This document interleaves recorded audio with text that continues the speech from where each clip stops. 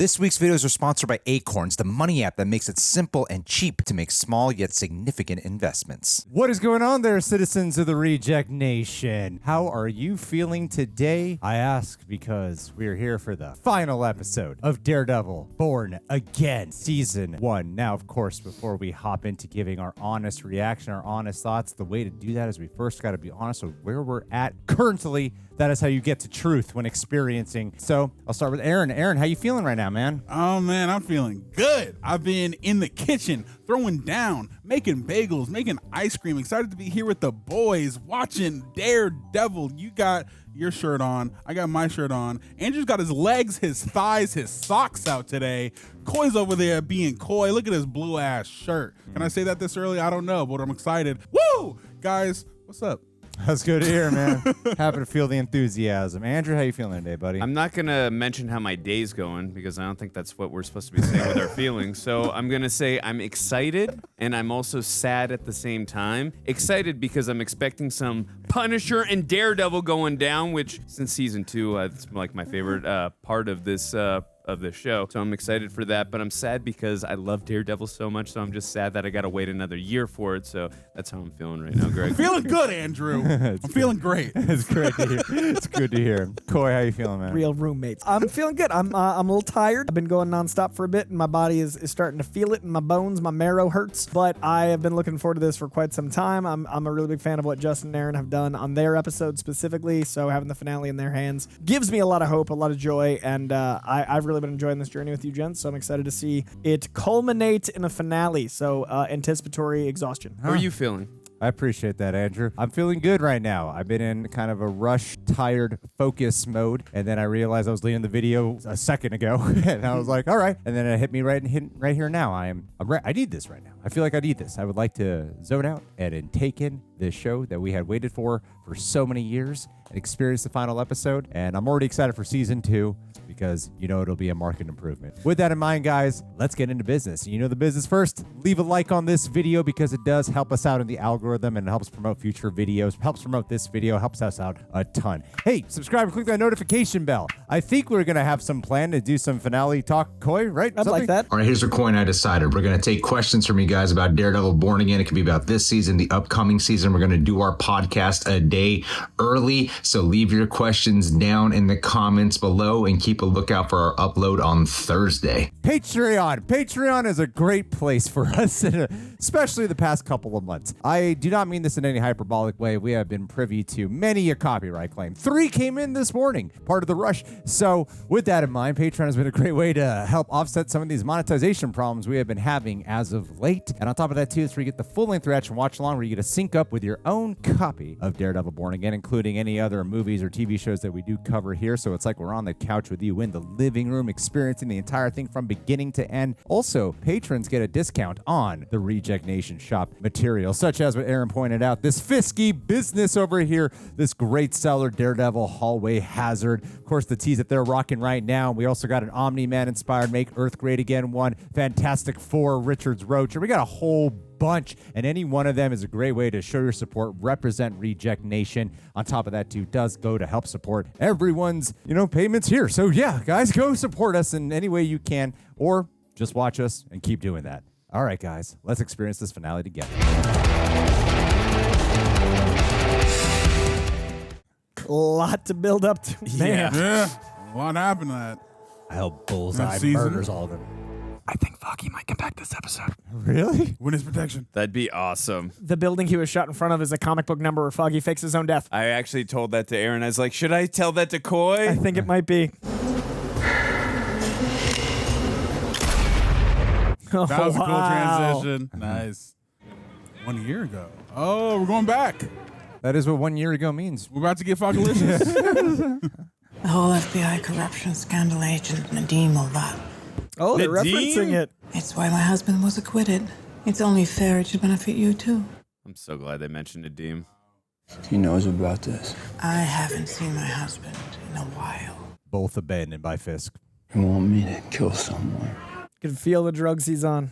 Called Benjamin Cafaro and his lawyer, Foggy Nelson. No. The case he's involved with would shine unwanted light in some of my business practices.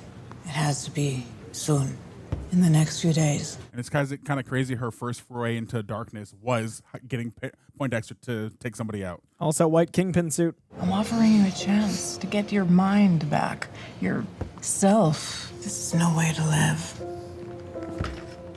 I like that sign in the foreground. What makes you happy? And they got him on so much. It's like the Sarah Connor method. You are the very best at this type of thing. That's why I came. Manipulating like Fisk. Your history with my husband isn't part of this. He's always part of this. Like my back is still hurting. Trust me. I'm sure if he throws it hard enough, it'll create a signature. The ink in his hand is a clever detail. It's like he's carving his name. Also, for clarification, when I said we're going back, I thought we're going back to the night of the murder. Oh, we might still. Thank you. I was stuck there.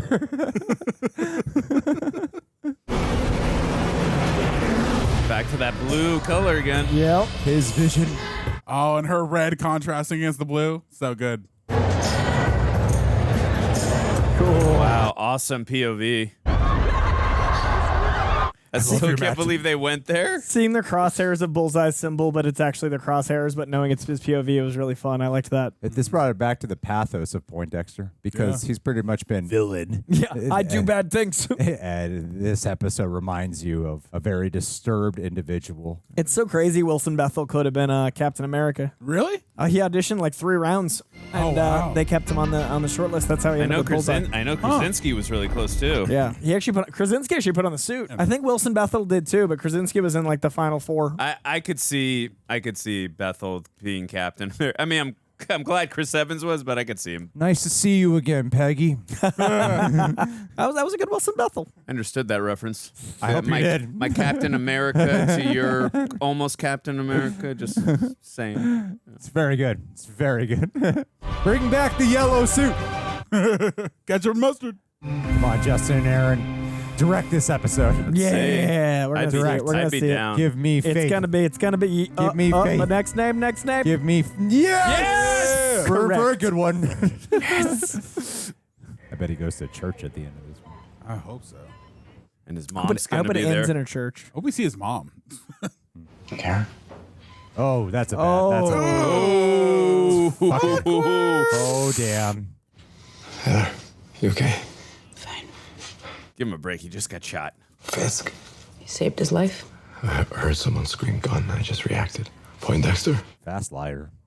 Still shaking. A lot of bat blood. Yeah. Reminiscent of their look in the last season. Right at the end of the season 3 finale. Yeah. Also, the suspenders and the blood on the shirt kind of reminds me of Muse, too. I could see that. There you go. Power couple, baby. I remember him saying that he was going to be filing a motion to dismiss. I need to see it. Well, you can't because it wasn't filed. Then I need to get out of here and find it. Hey, just... Aw, his poor girlfriend. You moved millions through Red Hook. Now that I'm mayor, we can move billions. Oh, why am I so turned on? I ran to save the city, but opportunities present themselves. It's full on Kingpin. I love it. I love you so much, man. However much you think you know Fisk, you don't. It's really dangerous. I'm sorry you don't believe me, but I'm telling you the truth. Right now, she doesn't know you. I think it's better I come back once you've had some rest. Curious if either of them's going to find out who he really is this episode. I hope his therapist girlfriend does. Yeah, at least. They're gonna go out there and hunt down not only Poindexter, but all vigilantes. There'll be no body cams. Why suit? To seal the city, you need a large-scale, real and present threat to public safety. Well, create one. Your concerns are noted. Yeah. I don't give a damn. He said, that's nice. Mood. Oh, It's like, man. I've got the power and the authority. I don't care what you got to say. Your concerns are noted. I guess it's the same night and he put in another white suit. Imagine if our fearless lawyer from Hell's Kitchen were to succumb to his wounds. Oh. Wow. In this case, a dead hero is better than a live vigilante. This guy saves him, and he was willing to take him out. That's crazy. Pure villain. Classic Kingpin. Pure villain. Make him a martyr for his benefit after saving his life. Damn, beautiful shot of the city. I just realized we haven't seen the BB report in a minute. She's been corrupted by Fisk, or not like all the way, but she's been having to leverage that. I've been giving thought to what you said earlier about threats and public safety. So glad, sir. Is he gonna have Daniel replace her? I don't know. Yeah, she's fired. From life. I was thinking that too. I imagine that you know who in my staff is loyal and who is not. People talk to you. Testing her allegiance. Yeah. Yeah, you can say that I've gotten ear to the ground here. There's so much tension in this conversation. Send everyone who's not completely on board home. Does that include her? It sounds a little familiar, guys. On your way out, can you send in our friend from Con Ed? Our friend. That's a man. He is taking full control. God, I love this music. Man, her whole morality is being so corrupted right now. Right. Poor woman. Oh. How are they going to try to take him out? Who we got here? I have a prediction, but I don't want to say it's it. Buck. I was going to say there's a Glock in the bear. I have a plot point that I think is going to happen, but maybe I'll write it down. Write it down, Greg, so we know you really did it. Timestamp it. He turns a bunch of rogue cops into his own personal militia and sets them out as a kill squad against the vigilantes. And now he's trying to get his hands on the power switch to the city. You're talking way too loud, dude. There are still sane people in the building, and I am betting that you're one of them. Everyone's trying to get her on their side and do something. Well, I feel like her moral compass is going to win in the end. Survival versus morality. I think it'll win, but I don't think her life will. Yeah, I think you might be right. This is still the mayor's office, not the Kingpin's, and he is still subject to the law. And I'm hoping for your support. I don't know. Go full anarchist, Kingpin. Rule this city. I definitely think it's coming. Oh. Tomorrow, I leave for Albany first thing. Gonna pull out that Glock. There's no way I can go with you. But if you need me to put in a word, you got it. Appreciate that, Sheila. One or both of you is dead. Yeah, he doesn't make that flight. You watch your back. Always. You too. Good. You sent him home. I mean, this. Homie knows who Matt Murdock is. Oh. Whoa. What? Frank Blue? Castle? Maybe. I don't know. Who are we killing softly? Wow. Who's on the bed? Yeah. You just gave Matt the advantage. I know, yeah. So short-lived. Sick. This is his city now. Ruled in darkness. Are we going to get dark rain? Is that coming right now? Oh, you think darkness is your ally. Daredevil thrives in darkness. Kingpin's ruling the darkness. This is cool. You made it all the way back in a robe, in a hospital gown? I mean, It's New pretty York dark. City. Fair, valid. New York, you could do anything. You're pretty much the last person I expected to find here. Here he is. Yeah! Power goes out. You got nothing to make a goddamn pot of coffee in this house. Is that a new costume? What do they call you now? Nightgown man? How about you? After shaving a haircut? That all for me? Yeah, I did it for you. Thought this wasn't your fight? Yeah, well, I got a phone call, changed my mind. Care to be more specific? No, I do not. Karen call? Northwest side of the house was a van full of shit bags. You clocked that? Yep. Oh, this is going to be such a cool episode. I'm not playing patty cake with these fanboys. I'm chopping them up. You understand me? I'm not sure I want that kind of help, Frank. Yeah, well, that's the kind of help you got. This is great. Oh, my God. How would you take a bullet for that, asshole? That is a good question. Kill them Punisher fanatics who don't understand the Punisher.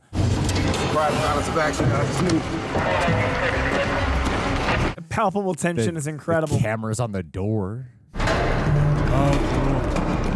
This looks like a panel. I feel like I said that every episode. Just Punisher and Daredevil teaming up against dirty cops, man. I know they're gonna need to send more cops. I love how Matt's just casually changing into his Daredevil. Punisher. I gotta go to work. Gotta zip up. Gotta get out of this nightgown. This is like giving me the same type of tension as when Bucky and Cap were about to be surrounded in Civil War. Yeah. Oh, it reminded me of 7. Yes. I still have not Take seen him that out. movie. Take him out. Cole in the Punisher shirt, about to be killed by Punisher. I think that also softly. Woo!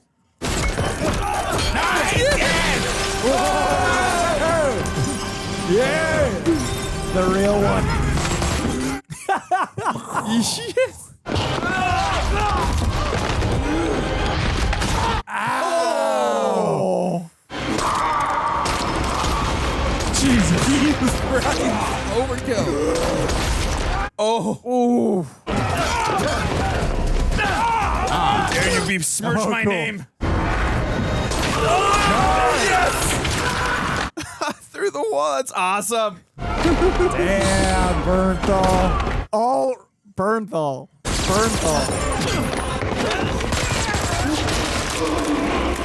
Oh, you can see he's still holding that wound when he's fighting. It's always in slow motion with Punisher.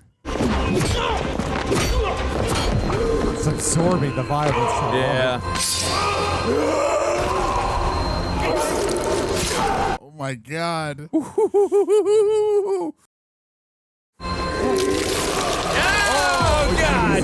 Yes. Damn, salivating with rage.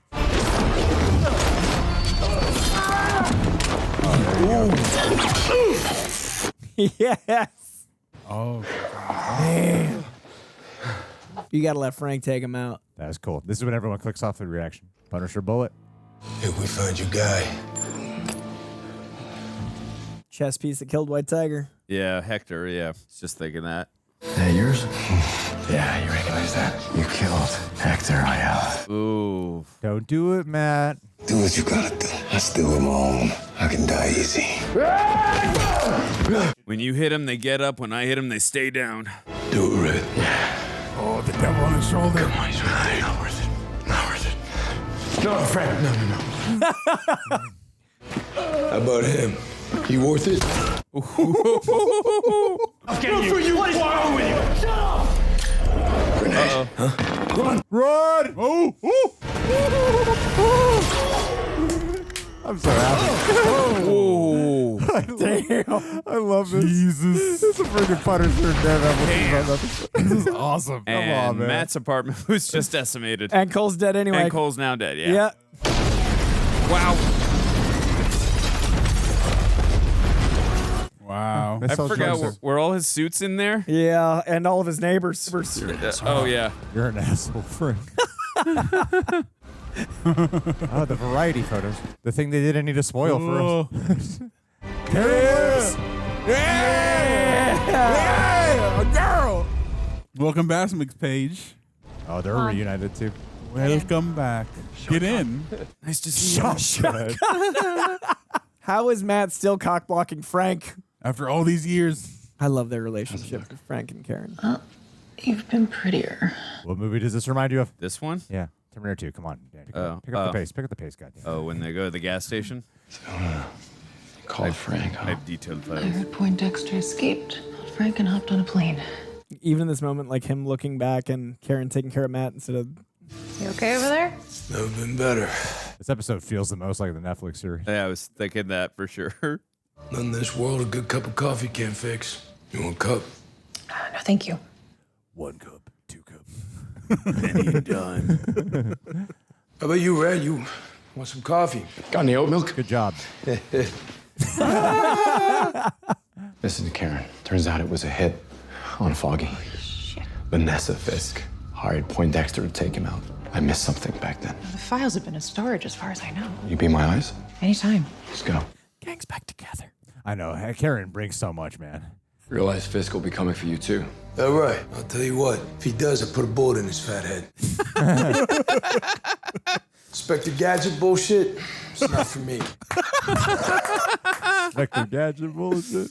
Mayor Fisk is super interested in what the council thinks. Especially those members who aren't in enthusiastic support of his response to the city's crisis. The gang pressure. 540,000 euros stashed in a Swiss bank account. Real estate investments in Kips Bay, right? That's smart money. We should, sit down and share tips sometime. Shirt open, little crucifix. Very interested in all the council's accomplishments. I'd like to set meetings with each and every one of you. Hit him where it hurts. You're a black man. Turning You're into a black male. gangster. Yeah, the faux suspenders. The mayor will be addressing the city in a couple of hours. He hopes that Safer Streets has your full support. If not, let us know. Might be on the 5 o'clock news. Full villain lighting. There's the BB's big back. report. Yep. There you go, Aaron. It's a blackout, obviously. Where are the other heroes? People know how to celebrate. No, for there being a vigilante task force, there's sure a lack of vigilantes. Whoa! Hey! Damn. Jesus, Bert, he's just a kid. What, we don't got body cams? It's a mass vigilante. Wow! That is so messed up. Oh. You talked to Frank Love? What? Sound like you're jealous. Back at his place, I heard your heartbeats. God, that is really not fair. You heard his too? Wow. Just adrenaline, I'm sure.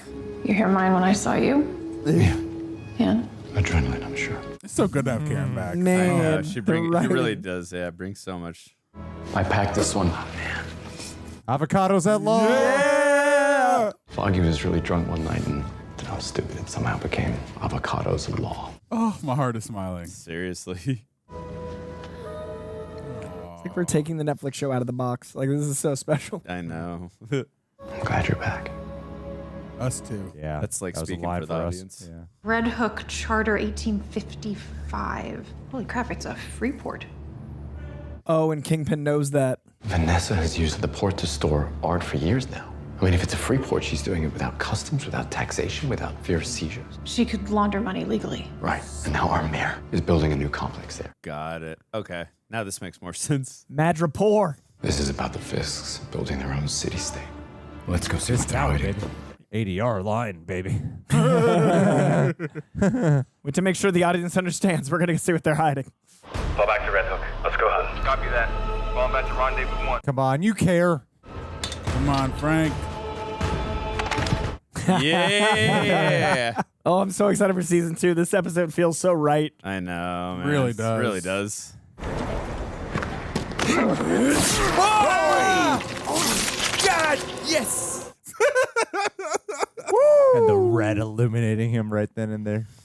Oh, coming yeah. through the shadows. Shots. That is one of the best shots of the season right there. Non-lethal zone. No shoot. I'm so excited for the special. Yes. Pile through them, baby. You cops suck. Why are you shooting him? Well, they said non-lethals only. Ah, nice. Oh, you're right. Oh,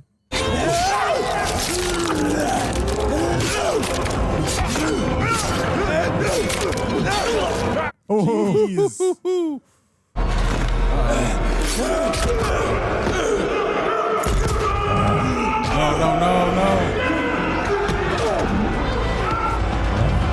come on, guys. That's your hero you're hurting. I wish there was more of a connect there. Hoping for your support. Wow. I'm leaving for holiday first thing.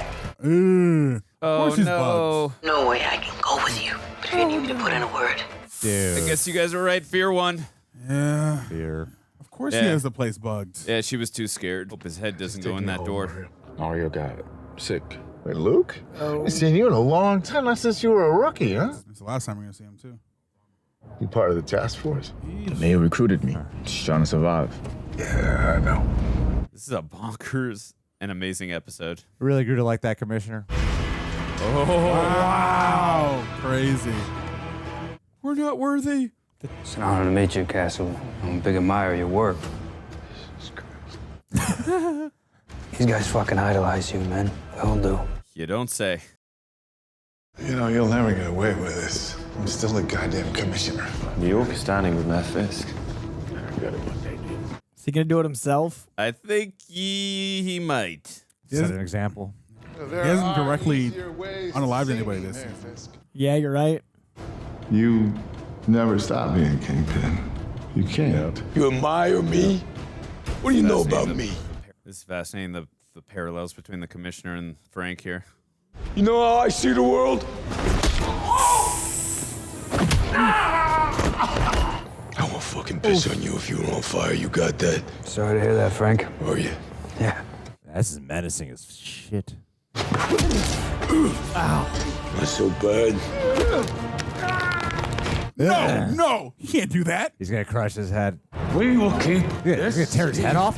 safe. I think he's gonna squeeze it. I don't think you can do that. You can do You that? gotta do one of the two.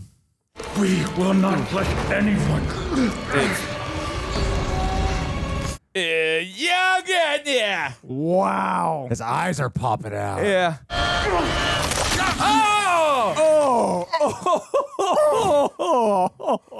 Oh, wow, that was really gory. That was like pulpy horror gory. Damn. I'm gonna need a new suit. Any questions? Wow. What's next on Disney Plus? That was good.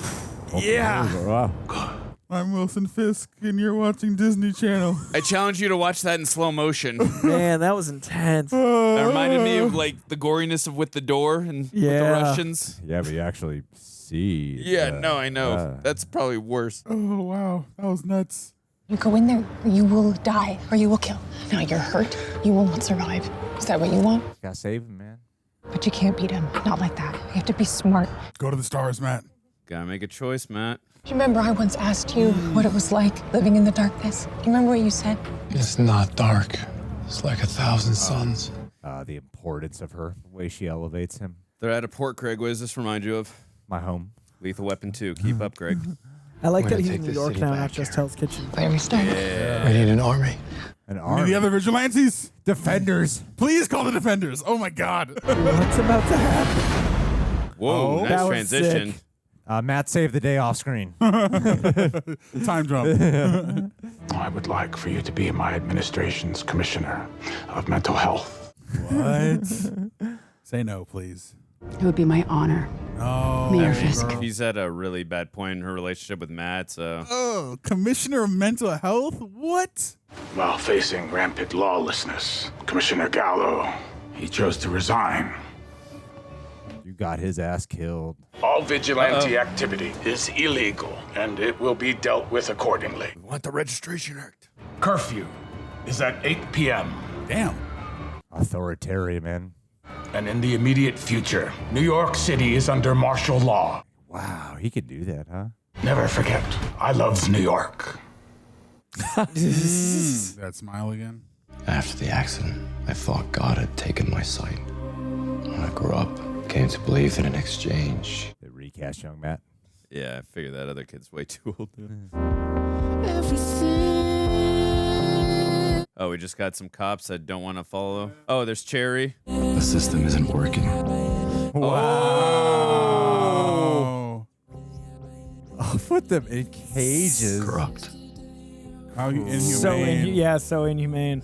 Is Frank in there? Is Of Frank's course, gotta Frank. be. He's got to be. He's up, showing up. And this is the first time Wow, they've seen each other insane. since season 2 in the prison. Oh, I so wanted a scene between them. Hey, it's the moment that Aaron and I were reminded of. Yeah. They showed a moment from the finale. They wow. showed this moment in the trailer, yeah. Wow. I'm just happy they're back together. Nothing like authoritarian law to bring a couple back together. Oh, this is interesting, all these reaction shots. Questioning their morale. But this is our city, not his. Oh, man. We can't I thought take it was it back. Magneto and Professor X. Together. The weak. White Tiger. We're strong. All of us. Hey, he's got his own apartment now, huh? Okay. Resist. Rebel. Rebuild. Feels like a goddamn revolution. Love how gloomy everything is right now. Because we are the city. Without fear. Yeah. That's a great line. Whoa. Back to the red. Yes. All right, someone fast forward to 2026 right now. Man, what an ending. That was awesome. That is Nice gloomy cliffhanger. as crap, but there's some hope. It's like Dark Knight ending gloomy as shit. We wait for the post credit. I love that the trailer showed you Wilson and Vanessa's last moment. Well, and also, Everyone shut up. Oh? Where you from? Jersey. Yeah, Jersey. Yeah, I appreciate you. You give me a minute like this. It's an honor to meet you.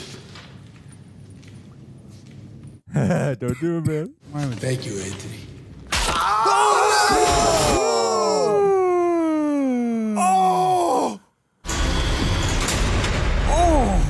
Awesome. Punisher will return.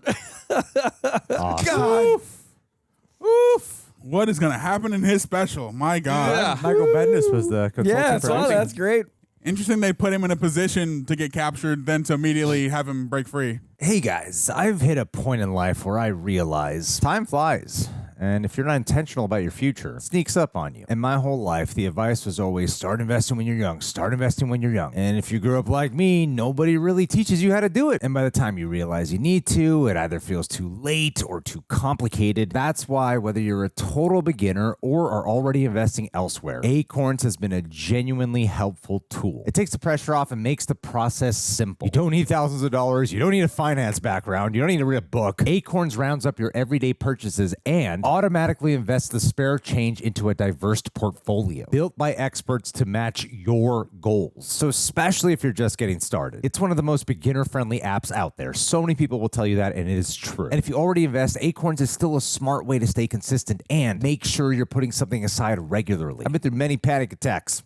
Something like this, very much necessary for a guy like me. It's easy to overlook small amounts, but they add up faster than you think. And the very concept that small actions today can lead to big growth over time, I believe in that now more than ever, and I think ACORNS is a great reflection of that. So if you've wanted to start investing or wish to feel more in control of your financial future, you can go to acorns.com/rejects or download the app to start saving and investing today. acorns.com/rejects. Checking them out does help support the channel, but more importantly, helps support your bank account. And because we are talking about money, it's important that I do say, paid non-client endorsement. Compensation provides incentive to positively promote ACORNS. Tier 1 compensation provided. Investing involves risk. ACORNS Advisor LLC and SEC registered investment advisor. View important disclosures at acorns.com/rejects. From ACORNS, mighty oaks do grow. Thank you again, ACORNS, for everything that you do.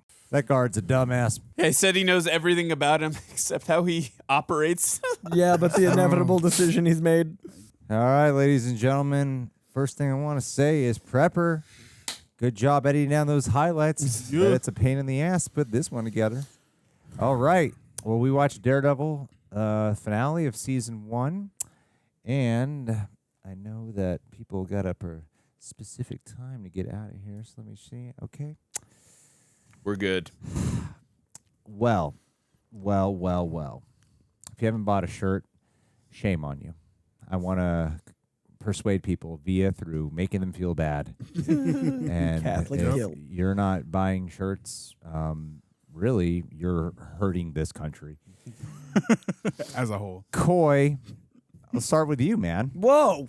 That's right, mother effer. First time this season. I want your points to be so good that none of us want to follow you. Okay, no All right. pressure. I am really impressed that they were able to, after coming into a season already partially formed, sprinkle in enough of a build-up to allow the finale to feel pretty much compatible with the episodes they did not have a hand in leading up, and they were able to add the Punisher moments enough that it felt justified to bring everything back for season 2. A near impossible thing to take a formed season, add your own elements to it, and then launch into a season 2 in the way you want to, so strongly that not only did it feel authentic to elements of Born Again, but also, as we all said, this felt like Netflix. So we are not wasting all of that footage and all those moments with these actors and all the stuff they'd already built, but it allows us to bridge into a Netflix season 5 and a Born Again season 2 in a really unique way.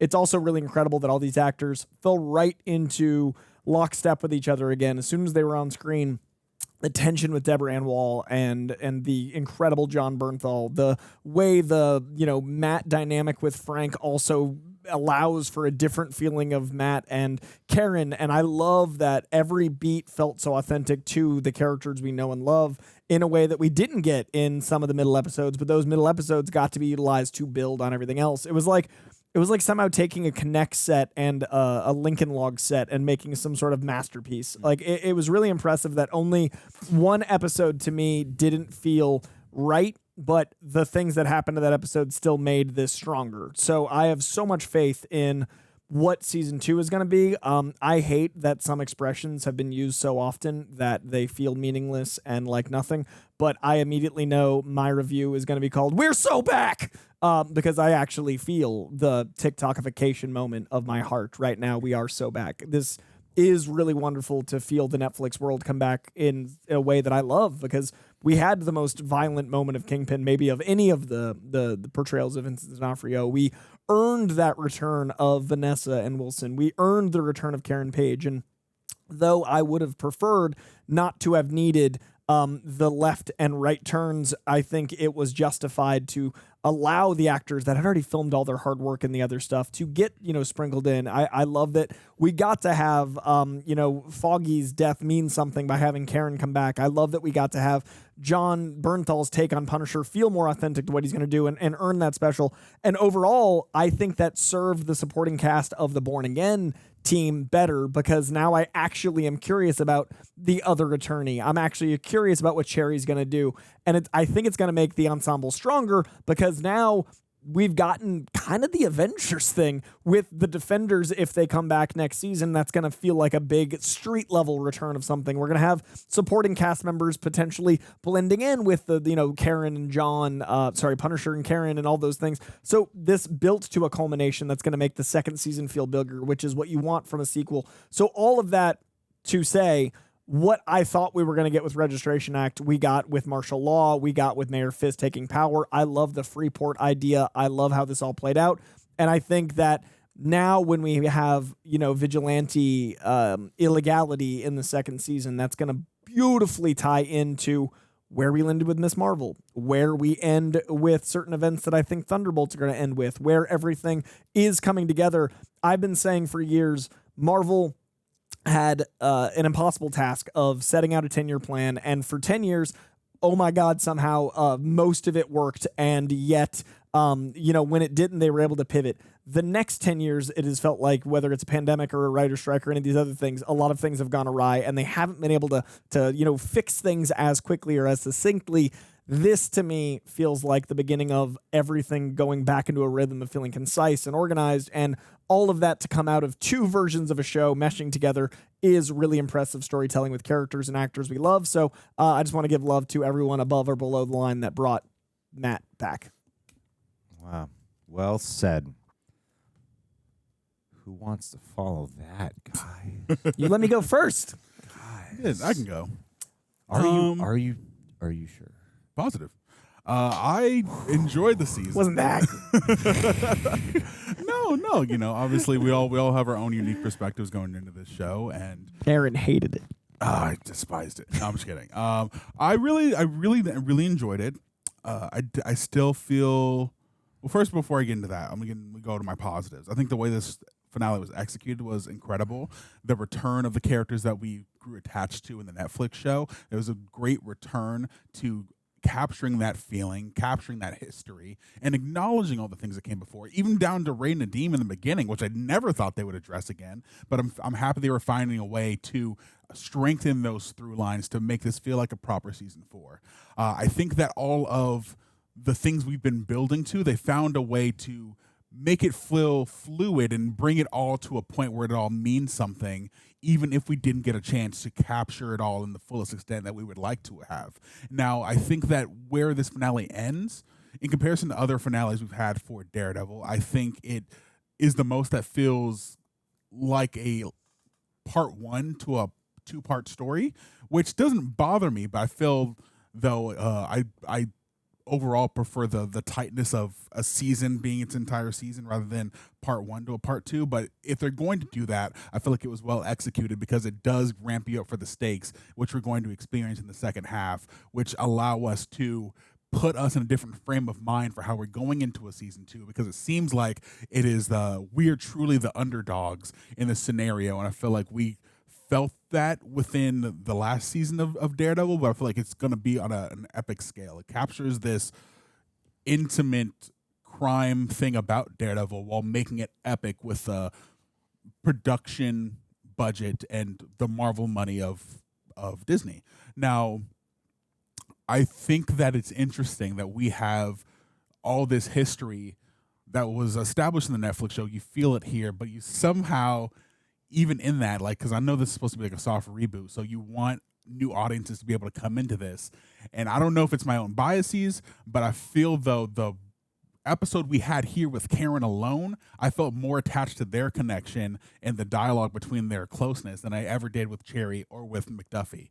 And I wonder what that plays to, or what that means. Now, I think that the season did a great job of establishing those characters, give us a glimpse into who they are. And it seems like from the way that they ended, they really want to capture a care for this ensemble and what the city at large means from these different perspectives when they show all of the people reacting to the aftermath of what Fisk has done and what Fisk has said as far as putting things in martial law.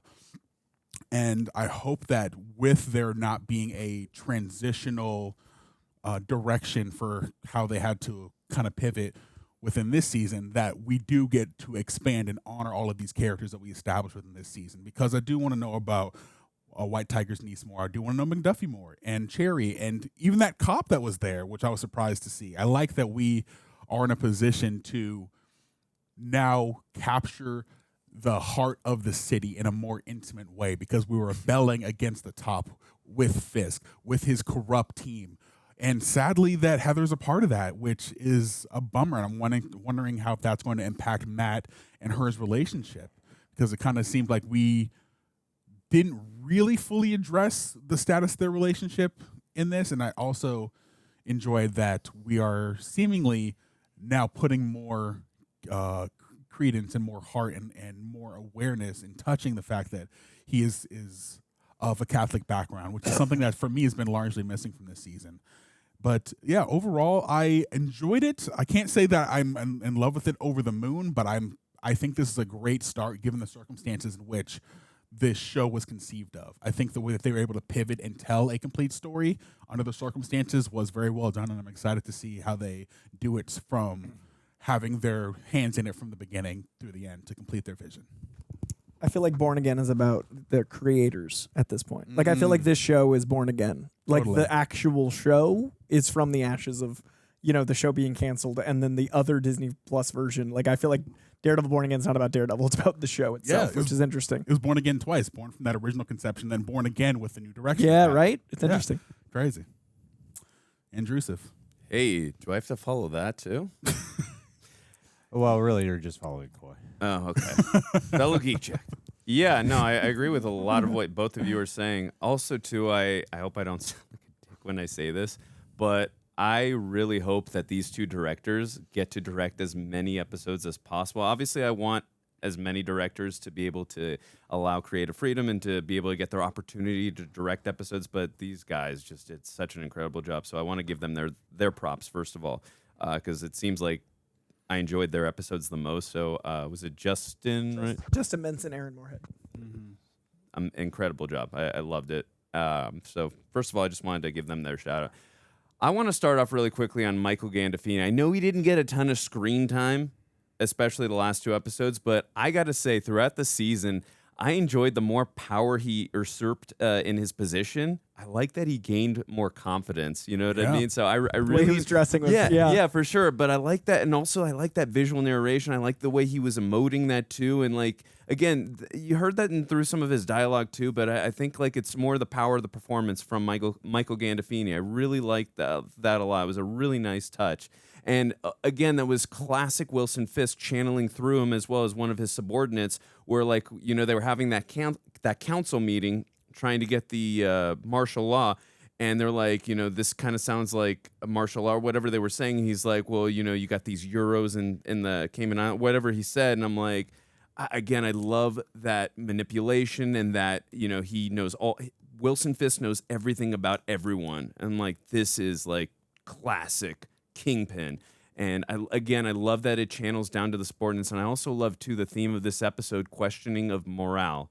And when it comes to the people that work for him and the people that unfortunately are caught in his crosshairs, when it comes to the commissioner, the people that work for him, you had that in case the woman who works directly for him, And then you got the commissioner too. It's like, what do you do in that situation? Like the commissioner has only been working for him, obviously, because he had a child out of wedlock, and Wilson Fisk has been, blackmailing him this entire time.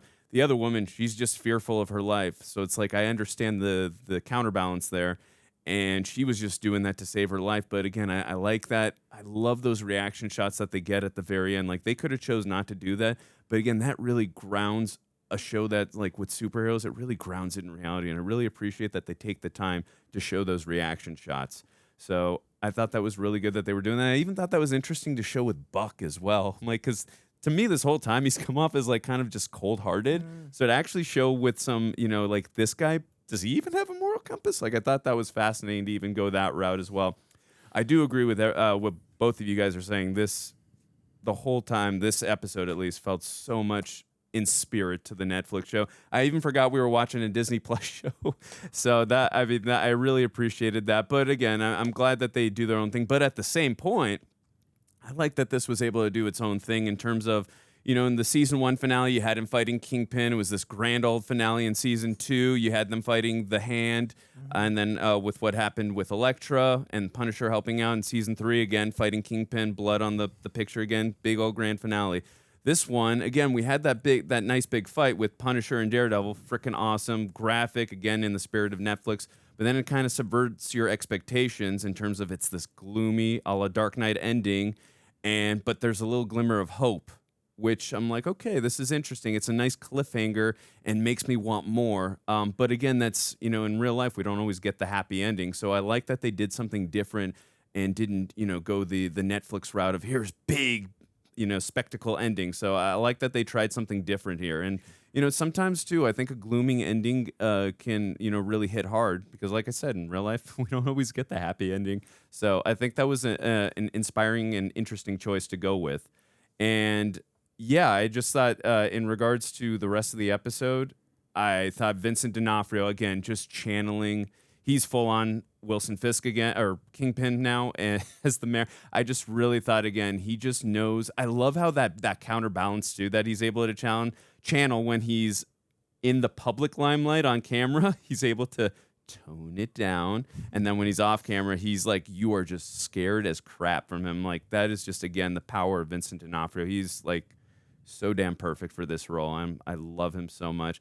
Just nitpicking, I just wish we could have gotten, I'm sure maybe in season 2, hopefully, but I just wanted one damn scene of him and Frank Castle. But having said that, I was already so spoiled because we got a couple scenes with Matt and Frank Castle, which that relationship, their ideologies are so different, so their interactions are so interesting because the disagreements that they have in terms of obviously they both have moral compasses, but in terms of like one's got a no-kill rule versus one's got one, and Matt's always tiptoeing that line, especially like after with what happened to Foggy at the beginning, and thankfully there was a very soft pavement on the ground that saved Poindexter from being taken out from life. But still, I always find the dichotomy of their relationship to be so fascinating. And again, those two actors are just absolute gold to watch on screen. So I was just so happy to get to watch them and the action sequence and I think you pointed out too that every shot we got to watch of Punisher in slow motion. That was a really interesting choice to do that, so you could really feel the brutality of every single person that he took out. So that was really cool to see too. And also too, I really like, because I actually spoke to Aaron a few weeks ago. I said, Aaron, I know I'm not the smartest individual. What's going on with that whole port thing? Because I'm not following it very well. So I'm glad that they finally let us know what was going on with that whole dealio. And it was interesting that it tied back to Foggy. And then the whole thing made a lot more sense now to me that, Vanessa was, using it as, she was using it to, as a port for weaponry and also, to get for tax-free and all that stuff. So I thought that was all very fascinating stuff. But again, the main thing is I like that it tied back to Foggy and also hiring the Bullseye, that flashback and all that. There's just so much stuff in this episode that was packed. But I thought it was a really good finale. I know that episode 7 kind of, got dwindled our confidence a little bit, and I understand what happened in terms of they had an original plan that kind of got kiboshed. They went to this, but I thought in the last 2 episodes they did a great job, and this episode really got me excited for the next season. And now I'm kind of sad because I have to wait for next season, but that's a good thing too. So Greg. Thank you, Andrew. You're welcome. You all said things that I love. I agree with all of you fully, even the parts that contradict each other. I agree with everyone. Oh, I didn't know we. I believe him. I have no conflicts. Everything is 100% complacency around here. I feel that John Bernthal is the best part of this episode by far. I thought in season 2, he was an excellent addition and a scene stealer. And I thought he was an incredible supporting character there. To me, he genuinely stole the show by a lot. I kind of didn't care as much to cut back to anybody else because he was that good. He was that compelling. And a part of my brain started going, man, I really feel like they're setting up Punisher spinoff show. And I didn't care. I was preferring what they were giving on screen. I don't know. Who's directing it? The guy to King Richard. It's not these guys. Yeah, damn it. Oh, man. Shit. But Bernthal is part of the whole process. Yeah. For writing it. It felt like a completely different thing to incorporate here. And as someone who has been finding his love again for comic book reading, I've been talking with Coy about this quite a bit, because I've been reading a lot of comics at night. It's kind of like a ritual that I've been doing before I go to bed. And for the longest time on this channel, we cover so many comic book properties that oftentimes I found myself only reading what I needed to to keep up with what's coming out. And it started feeling like homework. And I lost some of the love for the actual reading of the comics. And lately I haven't been reading specific comics that tie into Daredevil Born Again. I picked up The Man Without Fear. I'm reading Daredevil Yellow right now as one of the many comics I'm hopping around between. And to see an episode like the way this is directed, and then I was reading a couple of comics of Daredevil and Punisher, some of those special editions. This felt like a comic book in the way it was composed. And watching Daredevil and Punisher work together to kick ass, show the different styles. My favorite moment with them is when they're blowing up at each other after. It's like, you just can't help yourself. You're always a liability. They're freaking screaming over each other. But then the second they're both in danger, they both stop what they're doing and they look to save each other. And I'm like, that's their thread. I love it so much. I felt a lot of glee during that experience, personally. Every time John Bernthal's on screen, every single negative people have had about like the MCU, Marvel, like all the stuff. I'm like, I'm just tired. Like I don't love all of it. Blah, blah, blah. Every time John's on screen, I'm just like, yeah, everything's great. Nothing matters. Like it's so perfect. Like it's a 10 out of 10 experience where I'm just like, I don't care if anyone doesn't like this or likes this. It's for me, and I'm pure joy. Like he's the only element where I'm like, I have no need to read or know or want. This is all I want in life. I would say too, why I feel he's the best part of not this episode, but of the return of this show. Daredevil and Charlie Cox will forever be my number one in every bias there could ever be.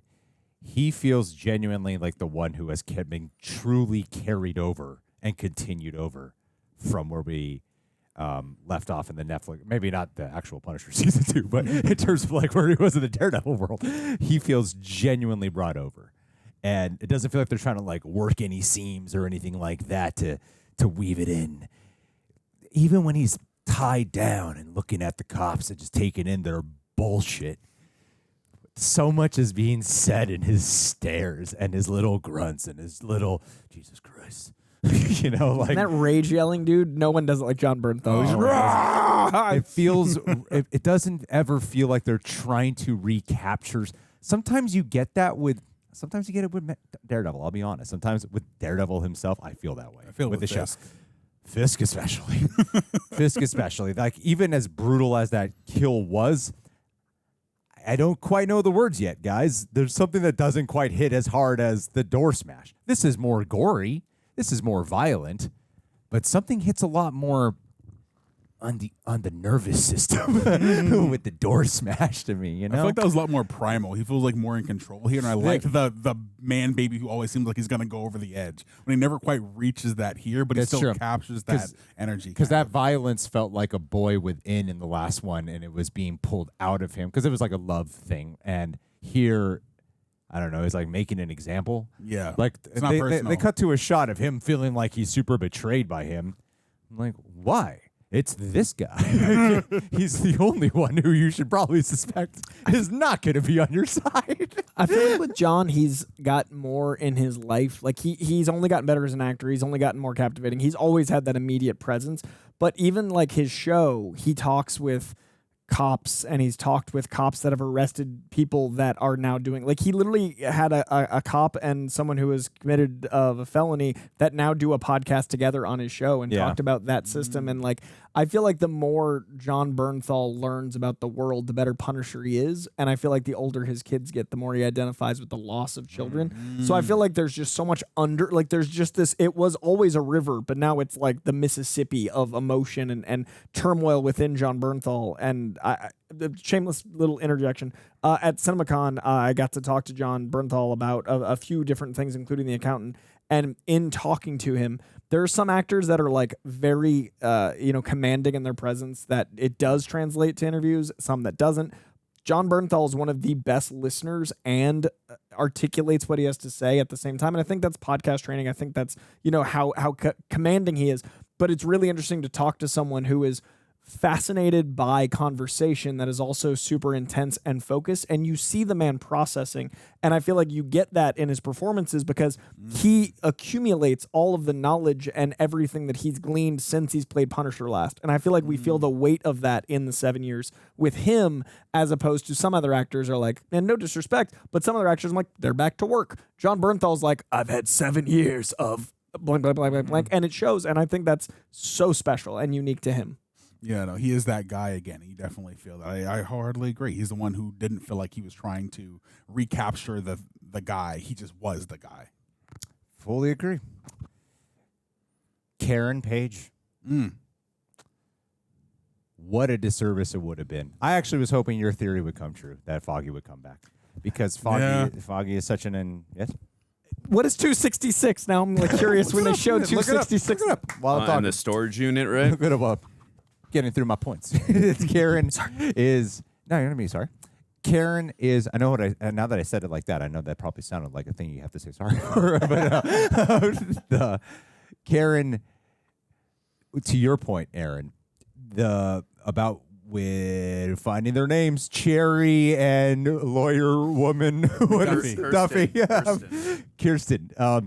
McDuffie, that's her name. Okay, The show fails to convey that there's a history between any of these guys. Totally. Even though they've had conversations that say we've known each other for a year or whatever the hell, how long they've known each other, you don't get a sense of history. I think it's really easy to nitpick what Aaron said and go, well, you had the show to buy into it, to get all that. And I'm like, yeah, but we've all seen like a lot of movies and shows where you don't see all that history and backstory, but you can really feel the history between characters. And they don't. So even though we're not going to be getting that, you can't. Case in point, you start off Daredevil Season 1 on Netflix, you feel the history with him and Foggy without having to see any of that history right off the bat. So, yeah, I do think that is kind of a failure on their end. And having Karen around, I really hope that she's an actual series regular in the follow-up, because what she brings as this support, a true support, something that really does help elevate the men in the show, like Daredevil and Punisher, the way she helps elevate them in their souls. And what she does is provide perspective. And that perspective is so necessary to have a genuine motivation moving forward. So I love that she got to have some real screen time here, not just show up for a little moment. She got to actually be here. I don't know why Bullseye wasn't in this episode, whatever. Where's everyone else? That's true. When New York's falling apart, I feel like with the events this big, there has to be some type of MCU connection. We've debated about whether or not the political ramifications of this will factor into the next Spider-Man movie. I'm kind of like with Spider-Man 4 street level, I kind of feel like it has to factor in some way, considering he's in New York City. Otherwise, this is some alt-universe shit, and then we're right back to where we were before. So...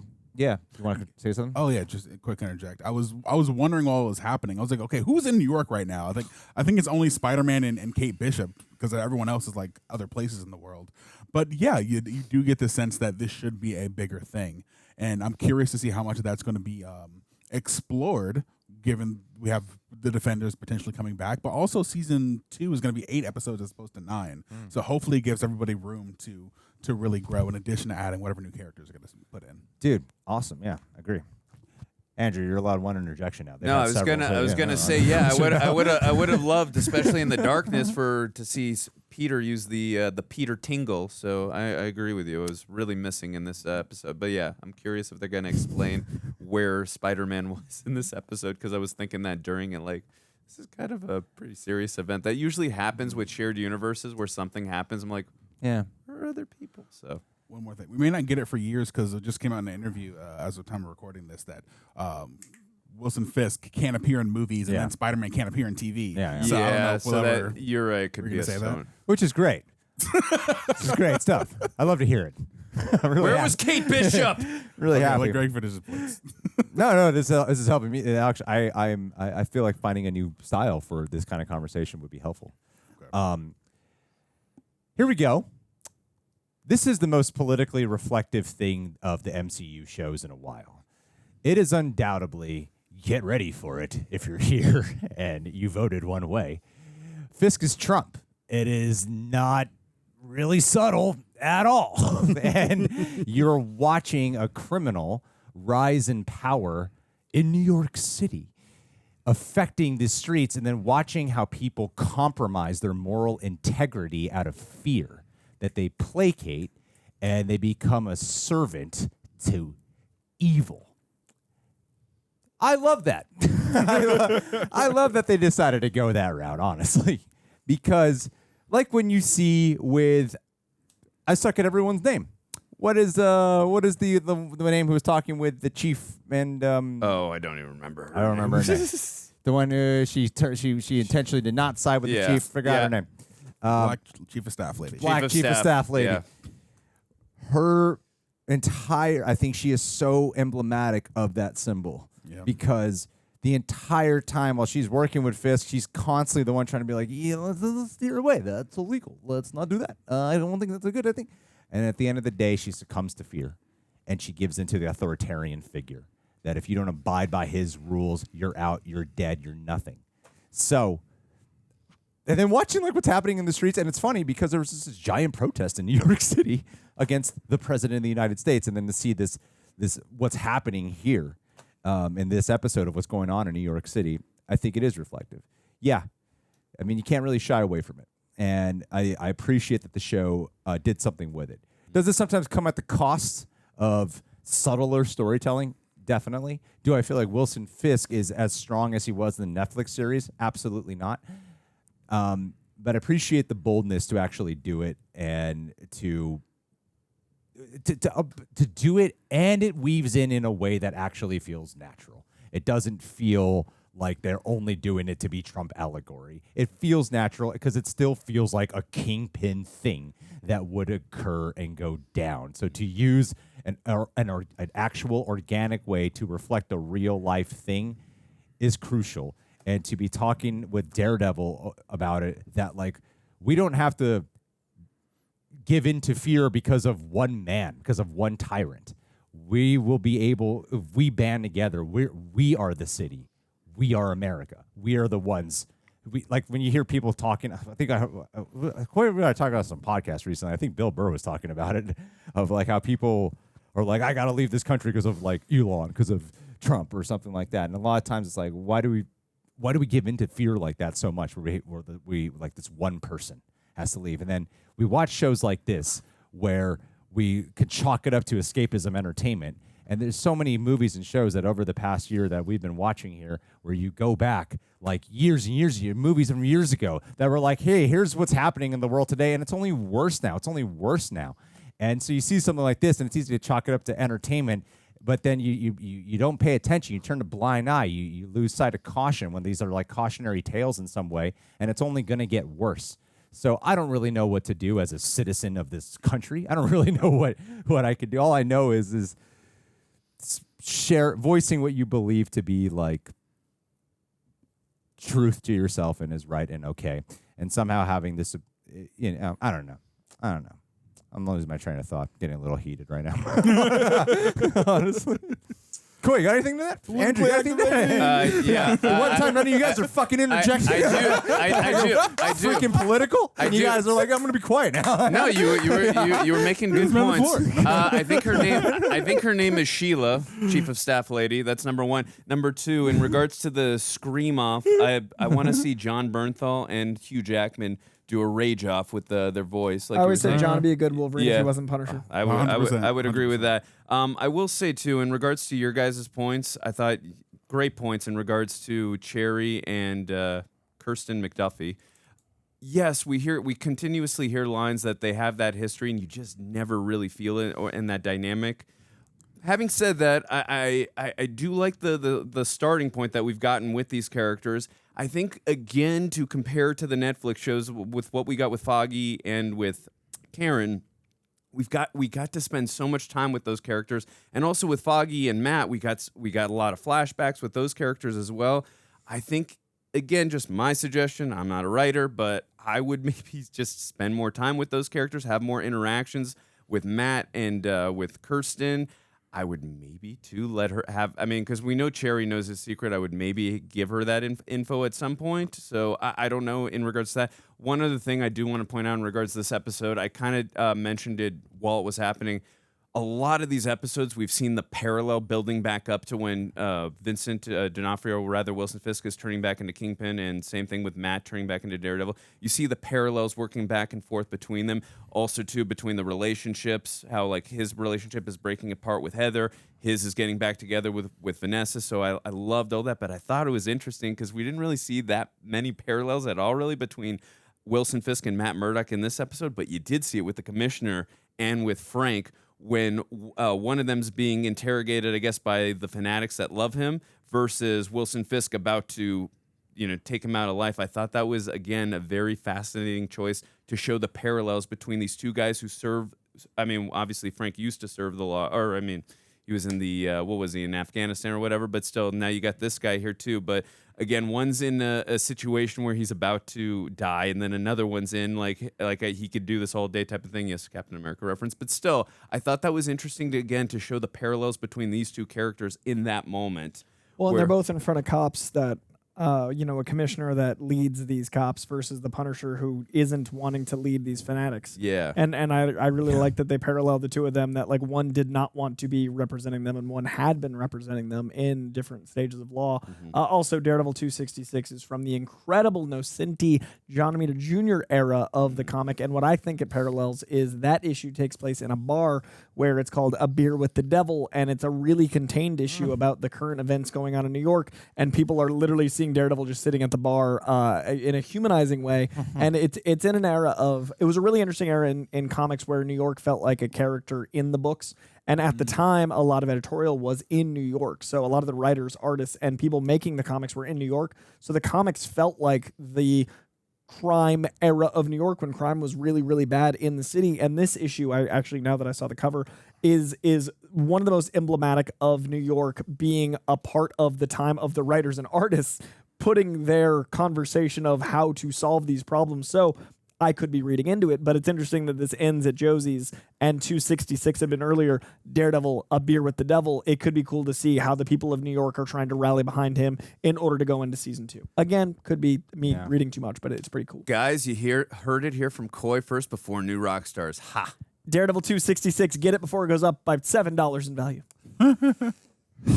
Anyway, I kind of. What do you? That's all my thoughts. What would you guys give this? What would you guys give this season rating overall as a whole? Out of what? 264. Out of 264? What would you? Out of 10? Out of 10? Andrew, Out of 10, I would probably go like 7.58. I'm right there. I'm 7.5 with you. I'm gonna go 8.2 for me.